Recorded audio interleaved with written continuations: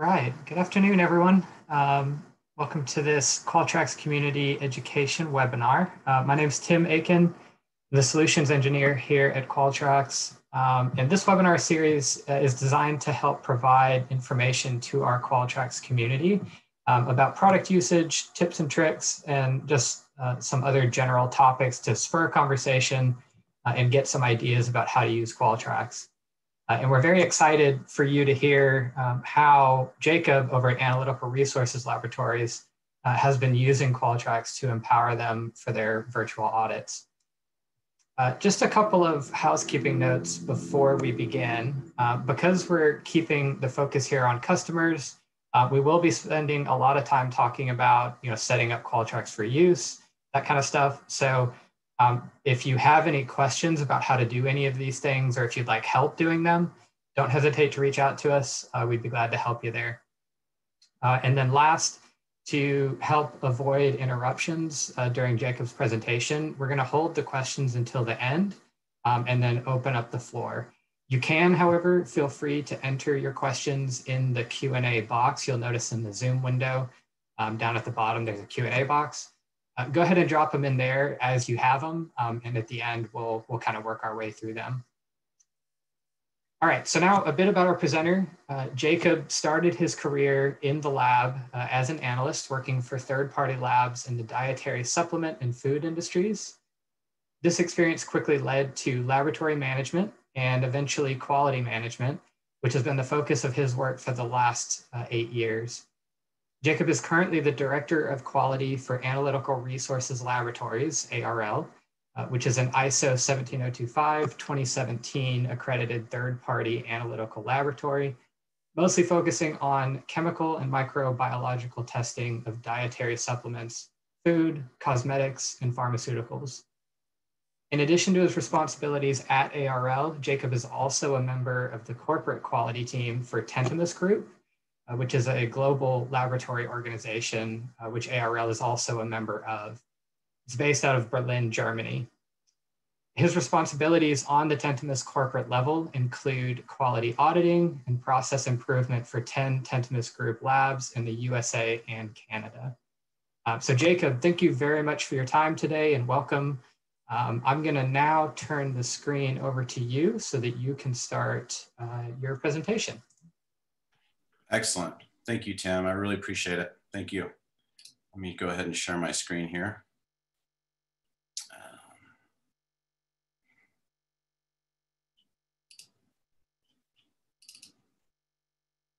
Okay. Let's see. Thank you, Tim. Can we see this okay? You see the presentation all right? Yeah, it looks perfect on my end. Excellent. Well, thank you everyone for joining. I really appreciate the opportunity I have to work with Qualtrax and their great team, as well as kind of share some info that me and my team and teams have learned through using Qualtrax. As we're all aware, Qualtrax is a document compliance software, and it's something that we've actually been able to use quite frequently, even more frequently this year, with the large influx in virtual auditing. So that's kind of what I'm talking about today, is how do we empower our laboratories and other areas that require quality compliance using virtual platforms.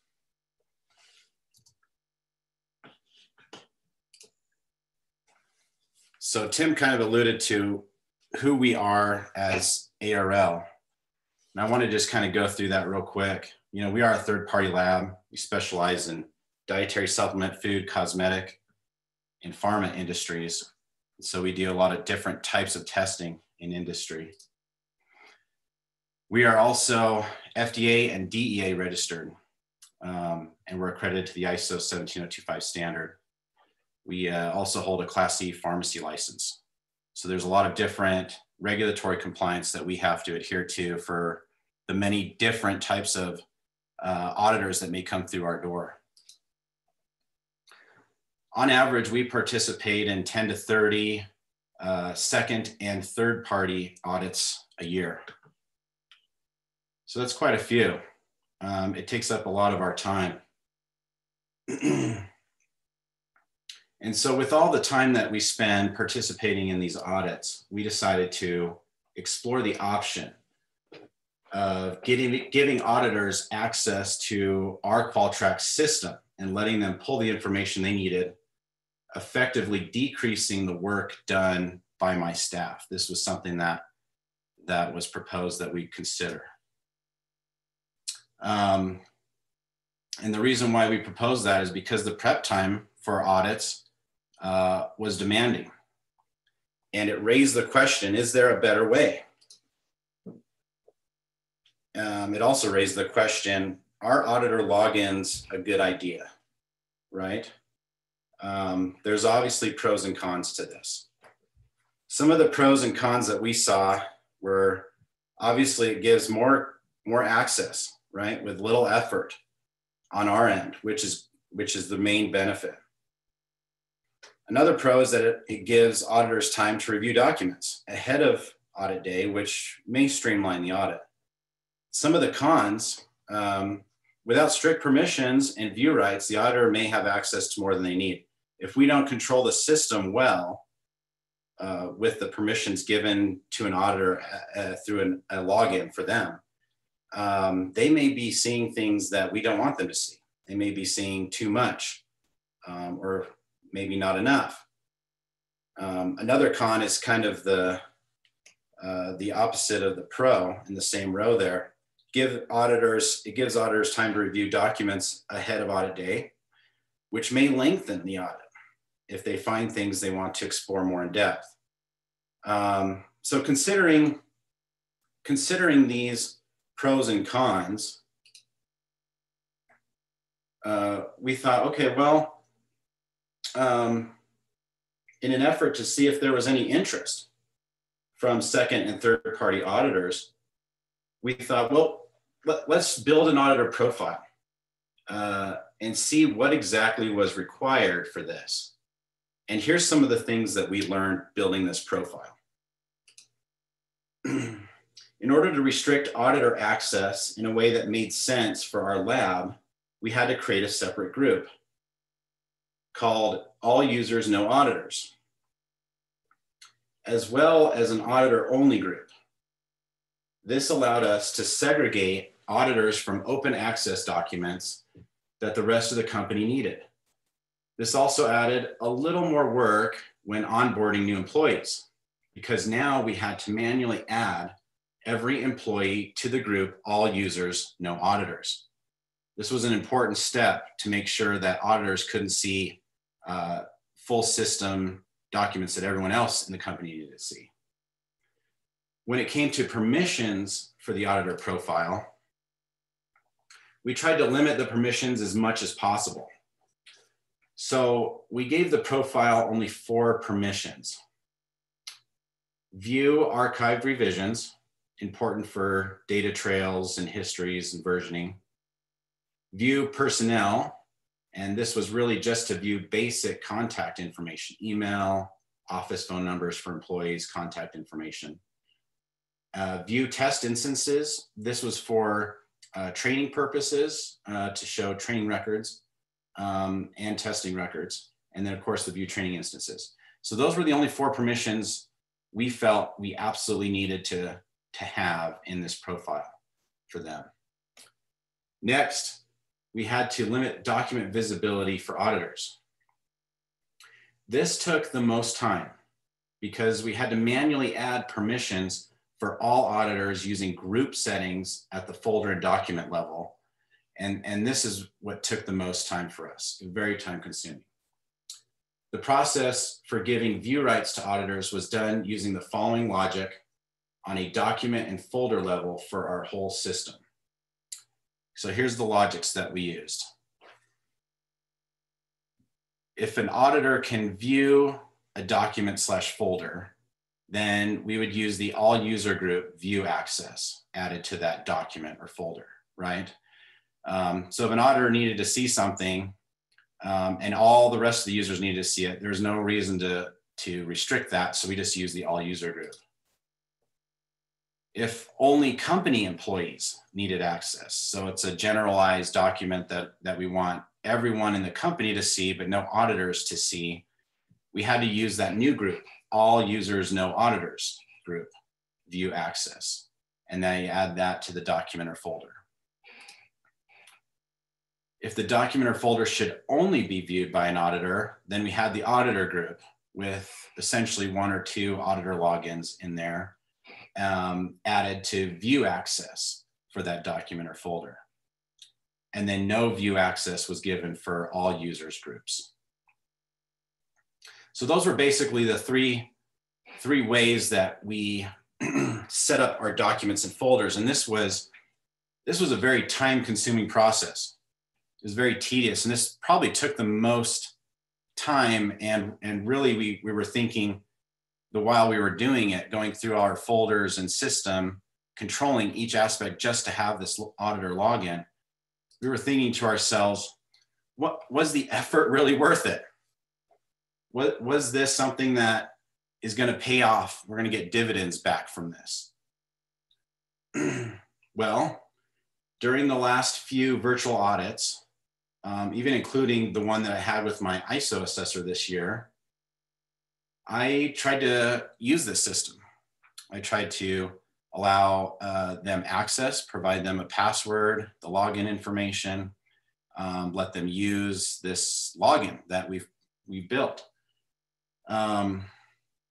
And to be completely honest, it was very unsuccessful. The feedback was mostly negative. There was a lot of worry and concern about doing this. This is something that's very kind of atypical. Usually you're going to hand documents to an auditor. You're not going to give them open access, right? And so they were a little concerned about that. Some of, most of the auditors actually wanted us to produce the document instead of looking for it themselves, right? And so some of the common complaints were the following. It was too much work on their end. They wanted the docs handed to them. They didn't want to learn a new system to retrieve documents. I don't want to go into a new system. I have no idea how it works and search around for documents that you can just give to me, right? That was a big one. Plus, they were also concerned about finding sensitive information, right? If we give this auditor login to client auditors, for instance, would they be able to find information from another client in our system? How are we controlling that? Is that something we can control? Would there be slip-ups? It's a manual effort trying to control these things. So would there be slip-ups on our end? You know, these are all concerns. So in light of this feedback, we decided to table the idea of auditor logins for the time being. And instead, we focused on becoming more efficient with how we share documents manually. And what we discovered through Qualtrax is that creating live hyperlinks that grant view rights to auditors was honestly the easiest way to share documents. Some of the biggest benefits have been ease of use. They're kind of copy and paste hyperlinks to documents, which are really fabulous. The links are live. So the auditor always sees the most recent published copy of the document, which is great. Also, view rights can be revoked. We can take away the viewing rights at any time for any visitors or auditors in the security tab of the document properties for each document. Here's an example of a link that I use. These links have worked out really well for us. They've saved a lot of time manually creating and sending PDFs of these documents to auditors. I no longer have to worry about sending multiple emails because PDFs are too large for one email, or logging into a SharePoint to drag and drop files. I keep all hyperlinks that are viewable to visitors in a document that that is easy to copy and paste from. They all follow the same format. So as shown in this example here, the only thing that changes is the ID number at the end. So we have view privileges can be revoked by taking away all visitors group. So you just simply change the ID here at the end, and you can attach basically a live link to any document you wish. And then changing your document properties to allow visitor viewing rights, view security, will allow it to easily share this to anybody that you'd like. And so this is something that we share documents such as quality documents, so quality manuals, quality policies, out of specification procedures, CAPA procedures, document control procedures, things that are part of a quality system that you would share during an audit. We can share those. And it's really easy to do so. We found that this is really, really beneficial. For instance, with our last 2 audits that we had just recently, I simply copied and pasted 30 different document links in an email and sent that a week ahead of scheduled audit to the assessor who's coming on site. And actually we had it virtually. It wasn't even an on-site one, it was a virtual one. And they were able to review those documents at their leisure.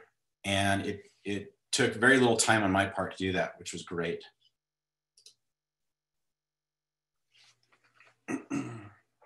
Another thing that I wanted to talk to you guys about was with the document links.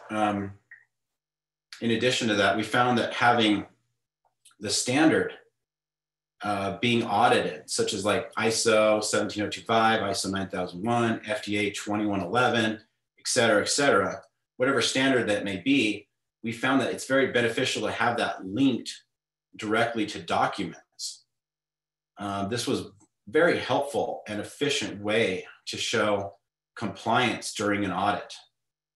The Qualtrax team really made linking documents easy by helping us upload the ISO 17025 standard, which actually they had in their database of standards. So I didn't even have to create that. They just uploaded it for me. They uploaded it to our system, which then allowed us to link documents directly to a section of the standard via the Document Properties General tab. Under this tab, there is a standards section where you can select the appropriate section of the standard for which the document applies. As you can see in my example, I've selected my SOP master list document, and that shows compliance to 3 sections of the ISO standard. Very handy for audits, shows compliance really quickly on a document level. During an audit, we found that working from the standard sections to find documents was most helpful. The document by standards report, which comes as a system report built into the software, allows us to see the full standard being audited and even provides a graph showing the number of linked documents per section in the standard, which is helpful for doing gap analysis, kind of seeing where, as a general level, where we stand with compliance to an entire standard. The visual graph is somewhat helpful when it comes to doing a review or an internal audit. Yeah, like I mentioned, we can do kind of gap analysis based on visually seeing which sections have fewer associated documents and policies. Some of the benefits of using the document by standard report during an audit was that it was quick and easy way to find documents requested by the auditor, and a good way for the entire quality team to access standard compliance for routine internal audits. The picture shows the documents associated with Section 893A of ISO standard 17025-2017. All of these documents are quickly accessed by simply clicking on the document ID. And so the beauty of this, when you're in an audit and you're stressed out and you're frantically trying to find documents that are associated with the standard to meet compliance for an auditor, is that you simply search.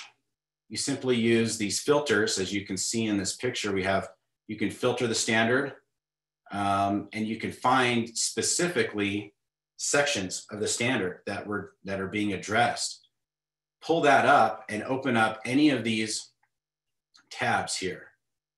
These tabs will open up and show documents associated with that section of the standard and provide quick access for yourself and the auditor to view objective evidence for the audit. Very streamlined way, an efficient way to perform even virtual audits, sharing a screen with your auditor virtually. This is something that's a very powerful tool. Very quick for you, very easy for the auditor. Even letting them kind of take control, if that's possible, of your screen, if that's something that's allowed, and allowing them to click through a couple of these sections and look at documents on their own may be helpful, obviously under a supervised format. Another thing that Qualtrax offers that we found really helpful with audits and a lot of other common tasks that we use Qualtrax for, is using custom scripts. I would like to highlight two that I have used during virtual audits. The Retrieve Publish Document script is helpful for downloading multiple documents by folder. This is really helpful for like high-level government audits, like FDA audits, where the auditor may need all quality SOPs, but does not want to use hyperlinks to access documents. So the way this script works is that you basically have access to all the folders in your system. And so they're all laid out here, and you have checkboxes, click boxes that you can click. And when you run the report, you can also choose here with a checkbox to download those documents. So it'll download those published versions of the documents to a folder that you can then share with an auditor, which is really, really helpful, because if all of your documents like ours are in a virtual format, we don't currently have any hard copy documents anymore. Downloading these off of Qualtrax individually is pretty time consuming. So this is a quick and easy way to download a full folder's worth of documents very, very quickly and provide that data back to an auditor. It's something that's come in useful in these kind of high-level audits where they do not want hyperlinks. They want a physical copy or a PDF that cannot be modified to be sent to them directly, which is the case with most government audits that we've been in. The other script that I wanted to talk about is the audit trail script. So this is a custom script offered by Qualtrax that shows full audit histories. And if your auditor wants to see compliance to, like, for instance, FDA CFR 21 Part 11, which is kind of electronic document, audit trails, document control for electronic systems and things like that. This audit trail is a good way to demonstrate how the system meets compliance on a document level. This has come in handy a couple times. It's really only for those auditors that kind of dig a little deeper than the typical ISO auditors or something like that. We're talking more on the high GMP level type style audits where we're going all the way down to full audit trails. This is a way to do that. And it's a really simple script, but it provides an enormous amount of data. So for instance, this picture here that I'm showing with the audit history picture, I simply enter the document ID number from Qualtrax, click View Audit Trail, and it brings up the entire audit trail starting from its creation of the document. And it literally tracks everything that you'd ever want. You know, if a document gets put in edit mode and then taken out of edit mode, it tracks that. So whether it was changed or not, it shows everything electronically that's happened to this document. You know, did it go into someone's inbox? Did it come out of someone's inbox? That's also showed. If you can see here, it shows kind of removed item from managed user inbox, removed item from so-and-so's inbox, moved back into this inbox, released by so-and-so. Very thorough audit trail. I was very impressed with this. This is something that I've shared with a couple auditors. So those are kind of the big takeaways for us using Qualtrax.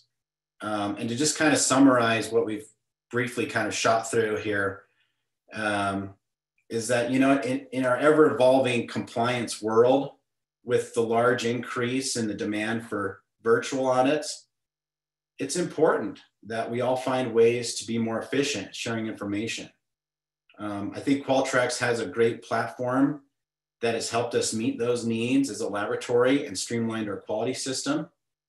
And there's lots of ways that we can help auditors, help ourselves be more efficient. The auditor login was something that we tried, something that was new, and maybe in the future, there's a place for that. Maybe in the future, there's a place for that.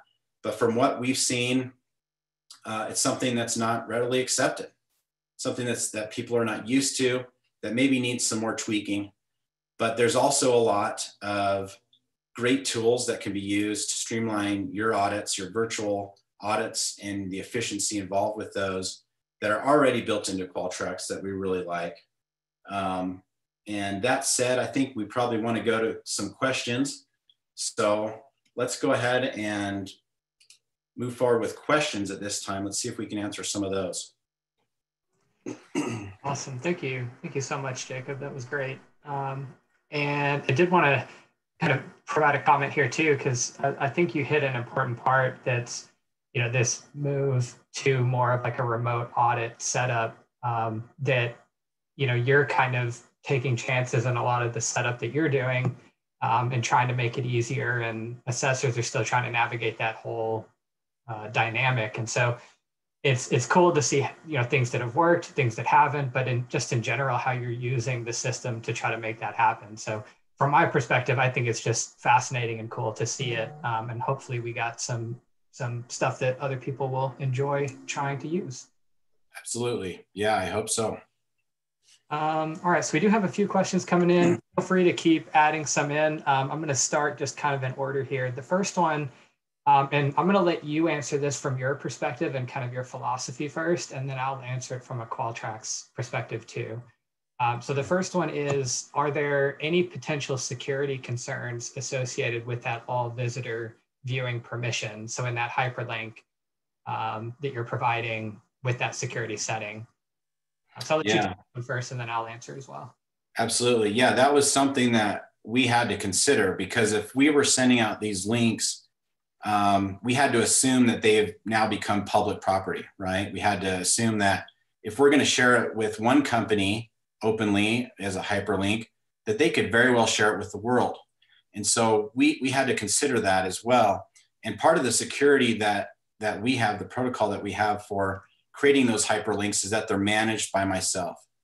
And so they're managed by only one person, and I'm the only one that can issue hyperlinks and change permissions on documents to allow visitors to view.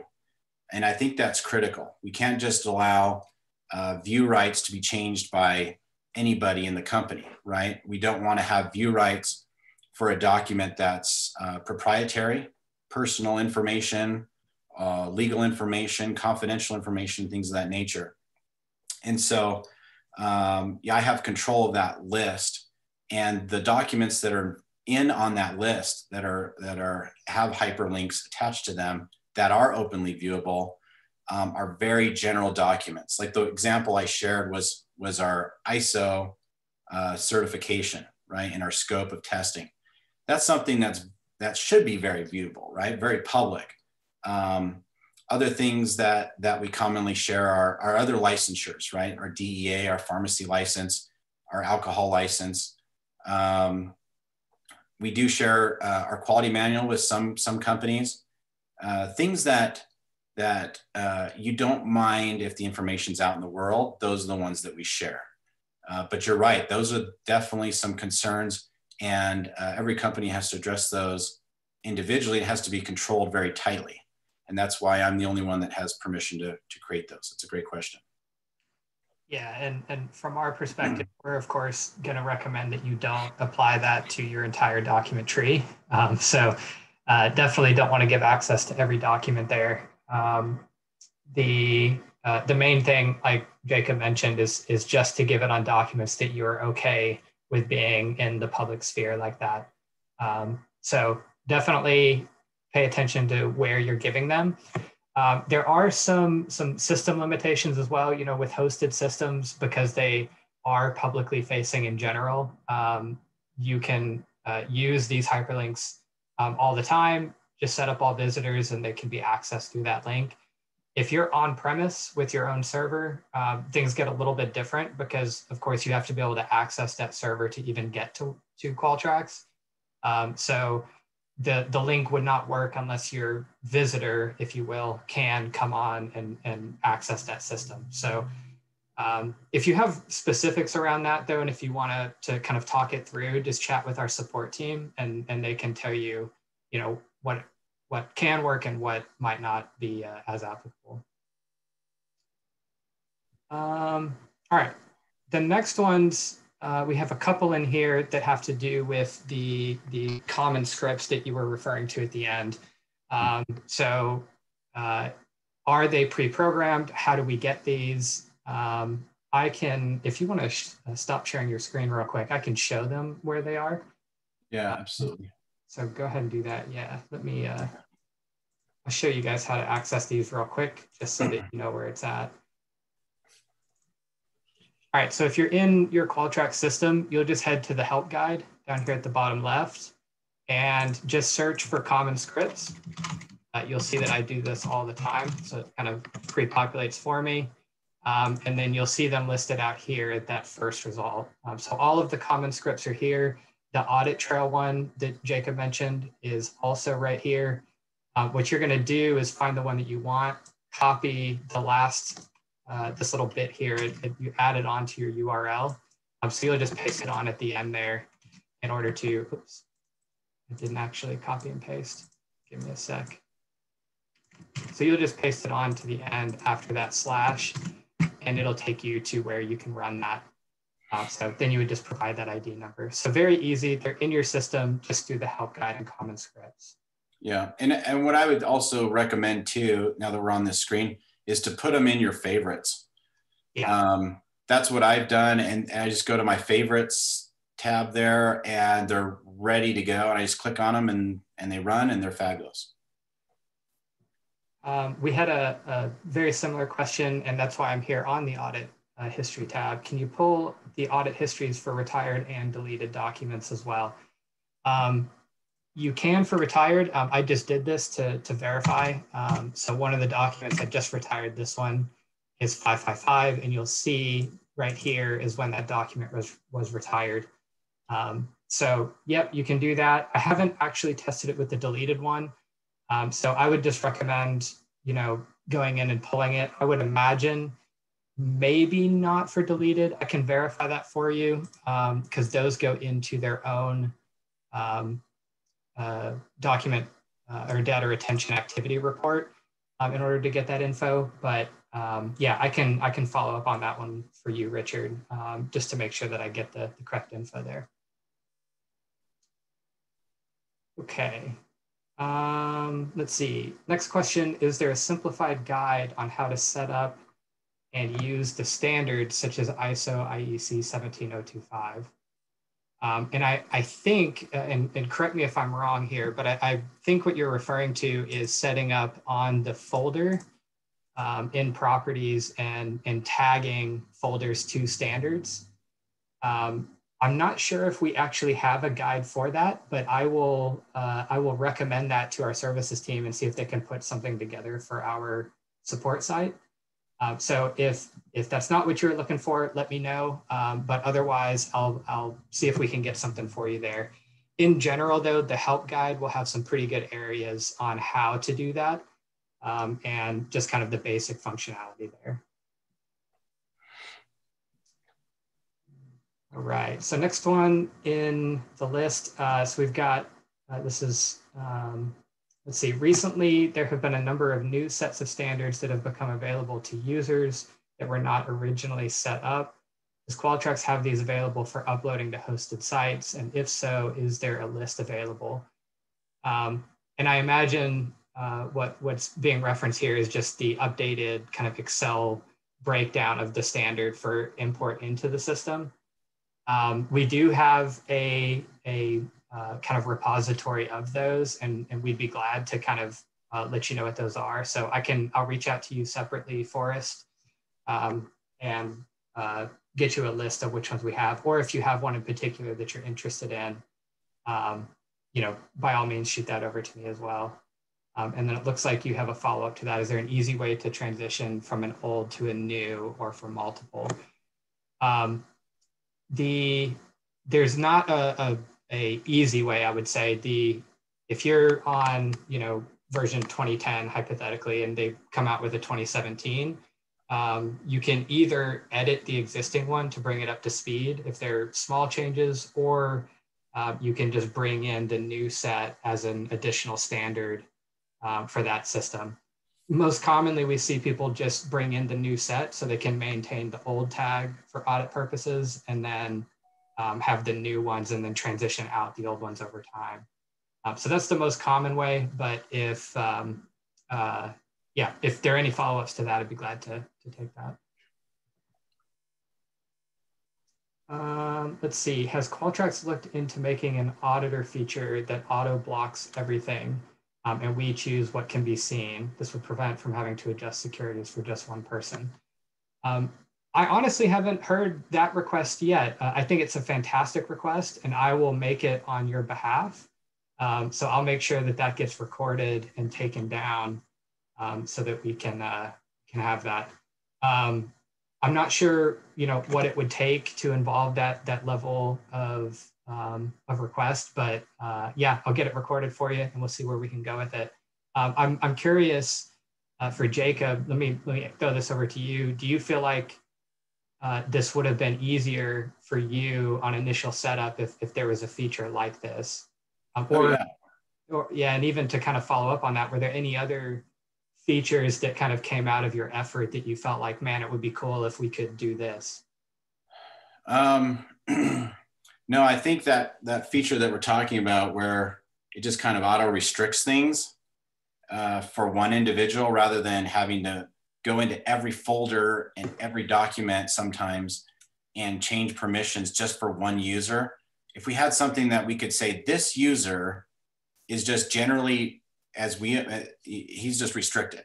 He's created as a restricted user, and we select what he or she can see. That would be much easier than going through the whole system and saying, okay, this group can see all this, and I have to extract this one individual from every document and folder, because that's what we did. So if we can do that kind of backwards, which is what they're talking about, where we start with someone that's completely restricted and then we give them access, that would be very, very helpful when building this kind of a profile. Normally you don't have to do that, right? Like normally they're employees of the company and they need to see things, and you set up your system that way. And so it's not a big deal. But where it's someone that you don't want to see everything, it's hard to manipulate that. And that's kind of what we ran into. It took a long time to get everything situated. And we never really got it perfect, because as we added things to the system, sometimes they would be added in a way that somehow the auditor login was able to see them. And it was a constant effort to try to go in and log in as an auditor, see what they could see, and then say, oh, shoot, we shouldn't have let them see this folder. They got to go back and take them out of that folder, because it's constantly, multiple people are constantly creating and changing documents. And it was a hard thing to manage. But if we had a profile that was inherently restricted, then that would change that. It would change the dynamic there, change the work involved. Yeah, for sure. And I think I'd love to work with you on getting the language of a request like that correct, because we had another user that said that they completely agree on that restricted access. So I think, coming out of this, let's see if we can find a good way to get that recorded and over to our product team. So yeah, I like it. Had a follow-up to this as well. So when you set up auditors in Qualtrax, did you have to give them a dedicated license? And does Qualtrax have any other type of license that is restricted already, like a visitor license? You would have to give them a license, of course, because it is a user. So right now, Qualtrax doesn't have any other types of licenses other than that dedicated. So that would be, it would just be an additional person. Something you could do that, might save you some effort there is to kind of disable the account when it's not in use, and then turn it back on. But then that could, lead into some having to reconfigure. So yeah, definitely a consideration as far as license cost, and is the kind of like you mentioned at the beginning, is the benefit there for the payoff. So yeah. Let's see, it doesn't look like, if there are any other questions, feel free to throw them in. I'm not seeing any others. So I think we could probably wrap this one up. Oh, we do have one more that just came in. So mentioned a long time ago, as a possible feature, can you add a keyword section where we would add in some possible ways of searching for a document in a feature or in the feature? For example, I may not remember the title, the document number, but might remember the author or date that it involved the FDA. You can do keyword searching, of course, through, I think I'm still sharing my screen, through the search bar up here. And that will search through some of those properties. You can also use the advanced document search to do some of this, especially through content, this content search bar right here. And then, of course, if you're tagging with standards and that other kind of stuff.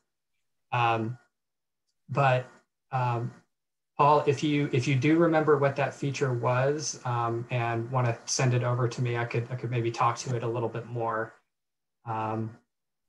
Yeah, so if you have any other kind of follow up to that, I'd be glad to kind of talk through it. Otherwise, just hit me up via email and I'd be glad to talk it through. All right. Well, I don't see any other questions coming in right now. Lots of good conversation, though. If you have any additional follow-up for either myself or for Jacob, feel free to email me. My contact email is takin, Takin, at qualtrax.com, or just send it over to support and they'll get it to me. We'd be glad to answer any other questions that come out of this. But otherwise, Jacob, thank you so much for sharing your thoughts and your ideas. We certainly appreciate it and we're very grateful. Absolutely. Thank you, Tim. It was great. And yeah, I appreciate the opportunity as well. Thanks everyone for participating. Yeah, thank you. And have a great day, everyone.